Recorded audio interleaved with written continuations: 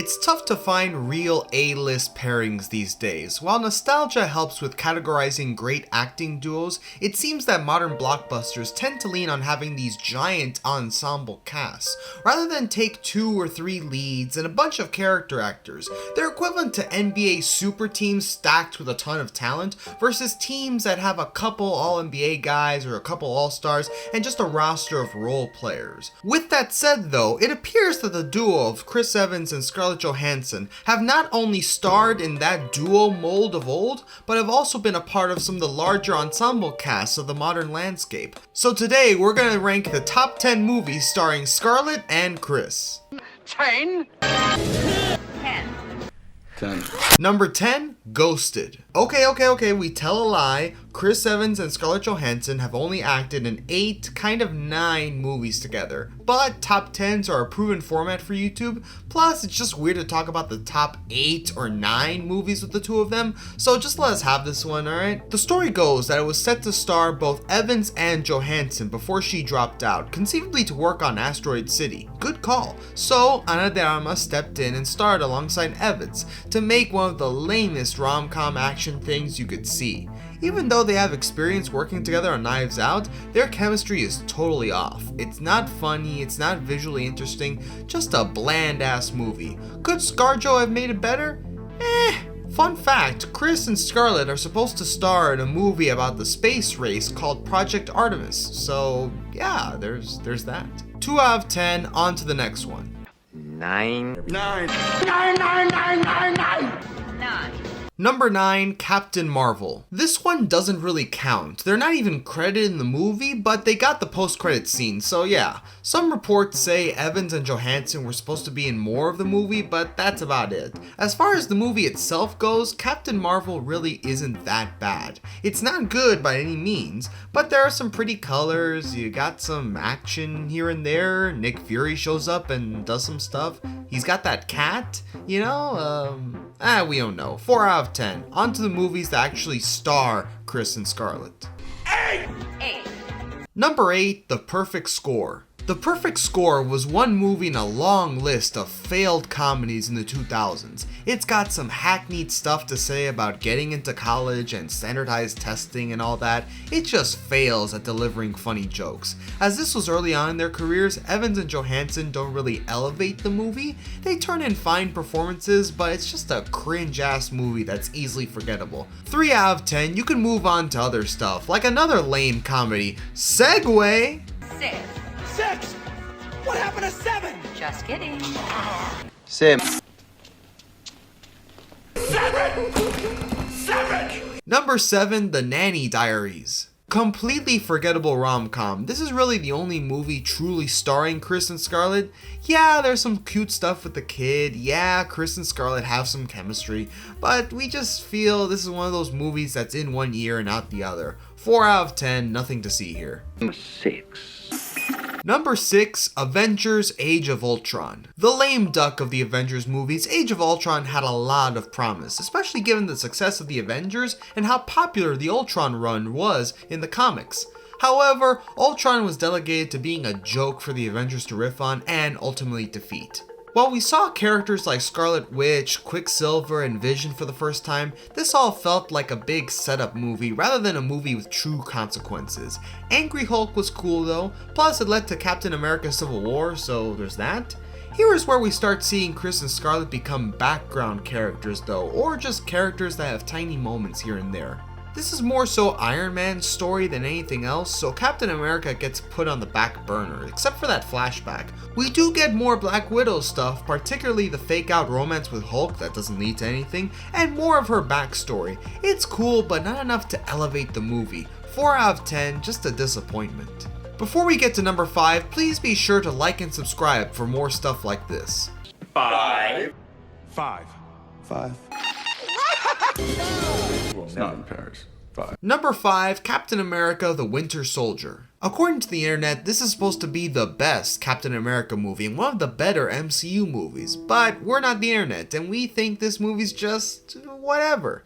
It's cool to have a little espionage movie with little twists and turns. It just doesn't hit. Maybe we need to watch it again to truly understand this quote-unquote all-timer, but it's okay. Bucky's cool. By this point, we're tired of seeing Black Widow do the same lucha libre combat, where she does a flip into something and another flip into another thing, and Marvel can't do combat. We do like the dynamic between Chris and Scarlett though, as the espionage stuff helps elevate the best parts of their characters' abilities and what their characters value. 5 out of 10, middle of the pack, whatever. 4.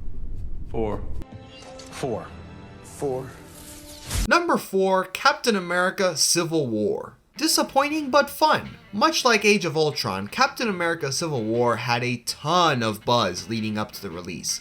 The Civil War comic series was deep and intense, with people dying and major changes happening throughout the series. But we had to have known that since it was just a movie, nothing close would happen here. Civil War does give us that big battle with most of the Avengers.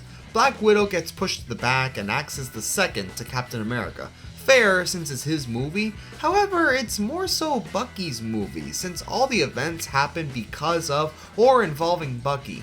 The action is definitely a step up from Age of Ultron, plus Black Panther rules in this one. It's still annoying how T'Challa was treated in his own movie a few years later, especially given the version of the character we see here. It's a flawed movie but a solid one, 6 out of 10. I'm going to count to 3. 3. 3. At number 3, The Avengers. Ah, nostalgia. The end of Phase 1 and the very first Avengers movie. Everyone still feels so big, the universe doesn't have a shit ton of people yet, Captain America still has his lame ass costume, and yes, the cringe Joss Whedon dialogue is still here. While iconic and packed full of a lot of great moments, the color correction is just horrendous. It looks like a show straight out of CW where they just cranked the saturation up and found the most extreme versions of color to use. It's definitely a movie everyone needs to watch given the magnitude of it, we just don't see it as that good of a movie all things considered. 6 out of 10, but it's good though. 2. 2. 2. 2. At number 2, Avengers Endgame. Yeah, it's not the best, it's the final, and it should be the final one, but not the best. This movie takes the concept of Age of Ultron and cranks it up, where the runtime is stretched to hell because of all the moments that have to happen for every character. Iron Man has to have his moments, Cap gets the hammer, Thor gets his moment, Hulk does the snap. ScarJo gets to act a little in this movie though, so that's nice to see, and it works. Widow and Hawkeye have always been linked, and their scenes have always been solid.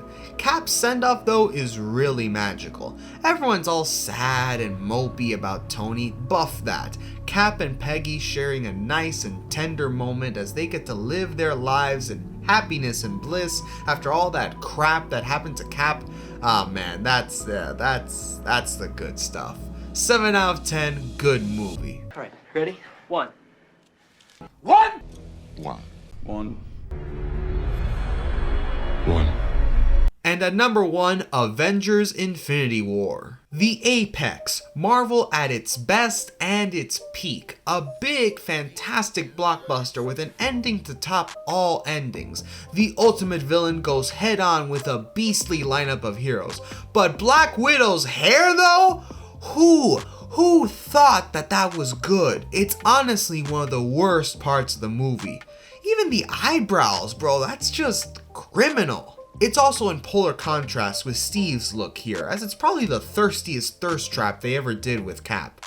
All in all, it's the best MCU movie of all time. It's so evenly paced and well thought out, not so spectacularly grand that it feels bloated. Its multiple stories harmoniously sync together against a backdrop of fun action and sick moments. Hell yeah, 9 out of 10. Looking at this list, one does come away with the desire for a true Chris Evans Scarlett Johansson collaboration. It does feel like a lot of these picks are team-up action movies or lame rom-coms. Hopefully this next Apple project lets us see prime Chris and Scarlett show their acting chops, because we're tired of these people acting in some goofy costumes next to a green screen. Thank you very much for watching. We hope you enjoyed the video. Please give us suggestions for future top 10s. If you like this, please give us a like and subscribe. It helps in a big way. Thanks again and have a great day.